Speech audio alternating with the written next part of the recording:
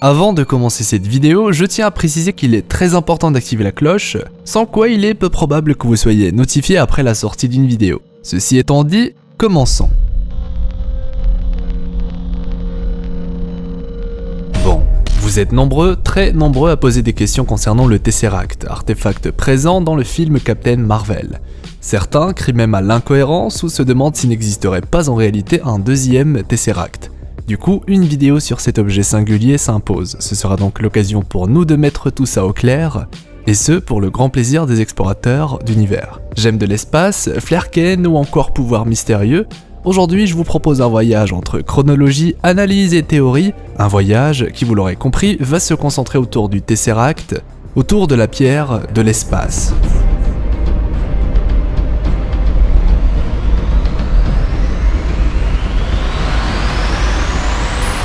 Le Tesseract est un artefact mystérieux qui renferme l'une des 6 gemmes de l'infini, la gemme de l'espace. Sa création est encore aujourd'hui énigmatique, toutefois, le Marvel Cinematic Universe veille tout de même à nous livrer certaines informations le concernant, notamment de ses propriétaires à travers de nombreux films et du coup, un récapitulatif s'impose.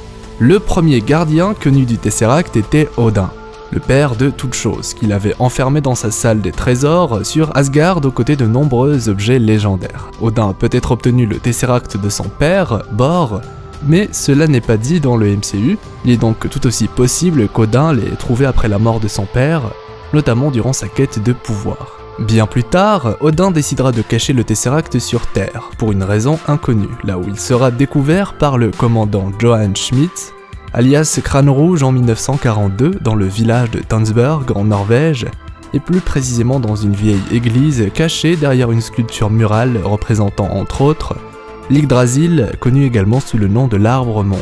C'est ainsi que Red Skull met la main sur le Tesseract et débute par la même occasion ses expériences en compagnie du scientifique Arnim Zola.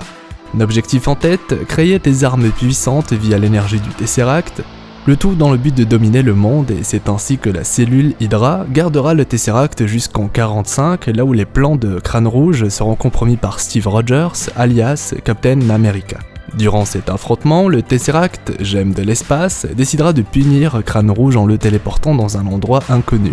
Puis dans la foulée, et après avoir concentré autant d'énergie dans l'acte, le Tesseract finit par brûler les grilles sur lesquelles il était tombé. Désormais en dehors de l'avion sur lequel il se trouvait, il finit par se perdre dans l'océan. Car oui, le cube n'était pas resté congelé aux côtés de Captain America, information qui semble avoir échappé et perturbé de nombreux fans suite au visionnage du film consacré à Captain Marvel. C'est bien plus tard que le Tesseract sera retrouvé, cette fois par Howard Stark, l'un des fondateurs du SHIELD, PDG de Stark Industries et accessoirement père de Tony Stark.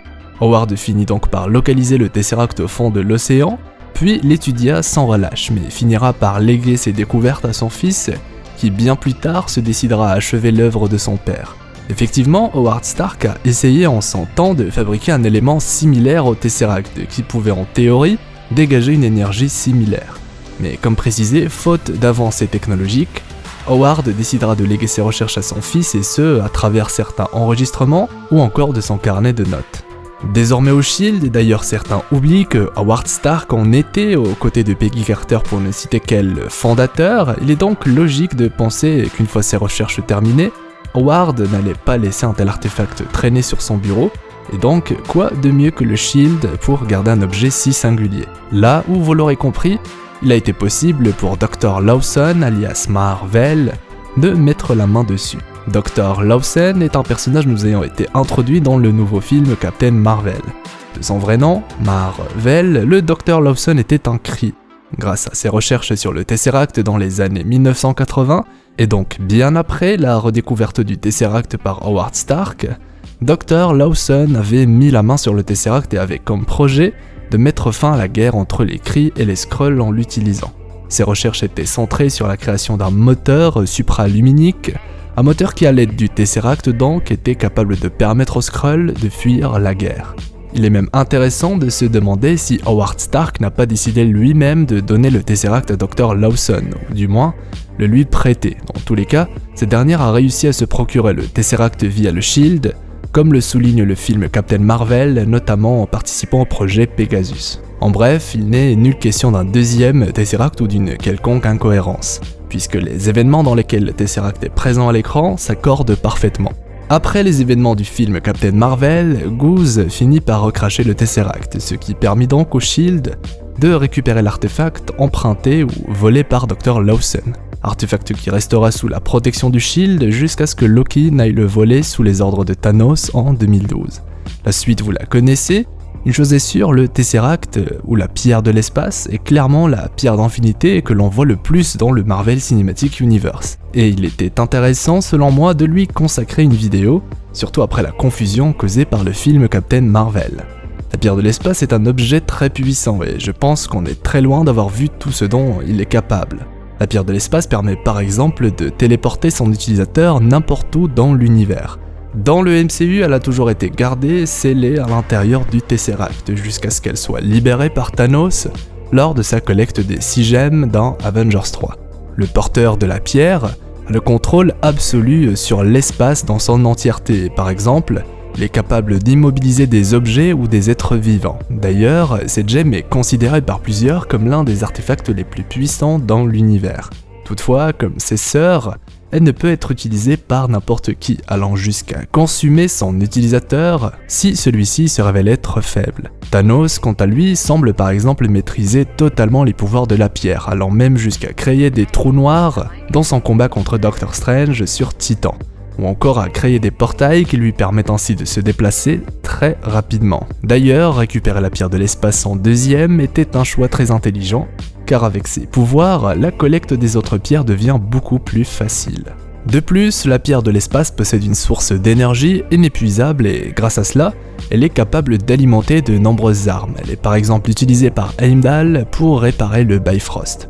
A noter que le réacteur Arc de Tony Stark possède également certaines propriétés de la gemme dues aux recherches de son père sur le Tesseract, ce qui permet par exemple à Tony d'alimenter toutes ses armures avec une énergie inépuisable, un nouvel élément aussi complexe que mystérieux. Il est également intéressant de noter que la pierre de l'espace semble avoir une conscience, ce qui explique entre autres la malédiction imposée à Crâne Rouge par celle-ci. Le docteur Eric Selvig se référait au Tesseract en l'appelant elle. Et ce, même avant qu'il ne soit manipulé par la pierre de l'esprit, et il a souvent décrit la pierre comme ayant des émotions et agissant de sa propre volonté, ce qui ouvre totalement la porte à de nombreuses théories que je me ferai un plaisir de vous partager à travers d'autres explorations.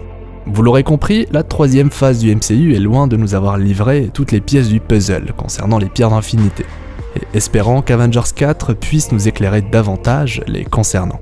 Vous étiez également nombreux à me poser des questions concernant le Flerken, qui disons-le est d'une certaine manière la star du film Captain Marvel.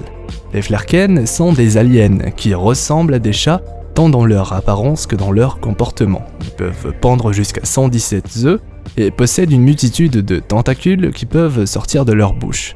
Leur corps contient aussi des poches dimensionnelles, en plus d'utiliser des sortes de bulles dans le but de faire des voyages dans l'espace et le temps.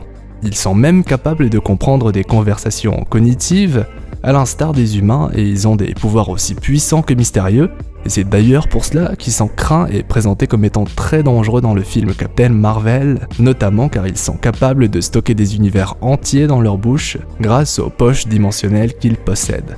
Les seuls Flerken qu'on connaît sont Chewie et Goose. Chewie apparaît dans les comics et Goose apparaît quant à lui dans le dernier film de Captain Marvel.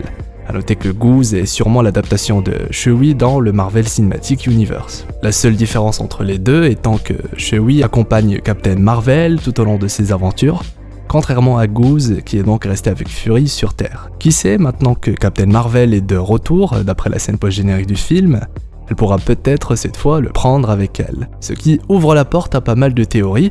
Qui sait, Goose est peut-être la clé pour voyager dans le temps dans Avengers 4, même si bon, c'est assez farfelu, disons-le. Il est bien plus intéressant qu'on nous montre les fameux vortex temporels dont on attend impatiemment l'introduction. Une chose est sûre, je me ferai un plaisir de continuer à vous faire voyager à travers mes vidéos, qu'elles soient autour du MCU ou non. Et je compte sur vous tous pour me soutenir avec le like, le fameux pouce bleu avec le compte de l'infini, du moins si la vidéo vous a plu. C'est vraiment très important et ça récompense le travail fourni. Vous étiez très nombreux à me demander des explications concernant le Tesseract et j'espère avoir éclairé votre lanterne. Vous pouvez bien évidemment partager la vidéo avec vos amis grâce à la dimension miroir, du moins si vous êtes un sorcier. Et comme d'habitude, n'hésitez pas à me dire dans les commentaires ce que vous pensez de tout ça, à me partager toutes vos idées et théories, même si elles sont totalement folles, c'est ce qu'on aime par ici. D'ailleurs, je suis curieux de connaître votre avis sur le film Captain Marvel. Promis, je me ferai un plaisir de lire tous vos commentaires et d'essayer de répondre un maximum. Si c'est votre première fois sur la chaîne, vous êtes naturellement les bienvenus dans notre équipage d'explorateurs, sauf si vous êtes un Skrull, faut pas déconner. En plus, vous n'avez aucune excuse, sachant que c'est totalement gratuit. Qui sait, on aura peut-être les 100 000 pour Endgame. De toute manière, si vous refusez de vous abonner, je me ferai un plaisir d'envoyer un Flerken chez vous. Eh ouais, je suis comme ça moi.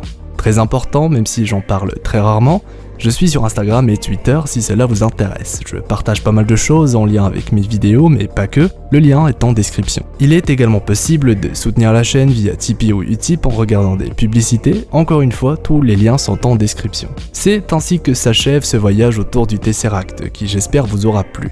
Si ça vous intéresse de voir d'autres vidéos consacrées pourquoi pas à d'autres pierres d'infinité, faites-le moi savoir en commentaire. Et bien voilà, merci d'être resté jusqu'au bout. Si vous avez envie d'en savoir un peu plus sur Captain Marvel ou encore sur l'armure ultime de Tony Stark dans Avengers 4, je me permets de vous afficher les vidéos en annotation. Quant à moi, je vous souhaite une agréable journée ou soirée, je m'en vais explorer d'autres horizons, c'était Hirosef l'explorateur d'univers, pour vous servir. Si tu as envie de rejoindre mon équipage d'explorateurs d'univers, tu peux t'abonner directement en appuyant sur ma petite tête assez creepy. C'est gratuit et ça fonctionne également avec un smartphone ou une tablette. Vous avez envie de soutenir financièrement la chaîne, c'est désormais possible. Et si vous êtes sur Twitter, je sais pas ce que vous attendez pour me follow.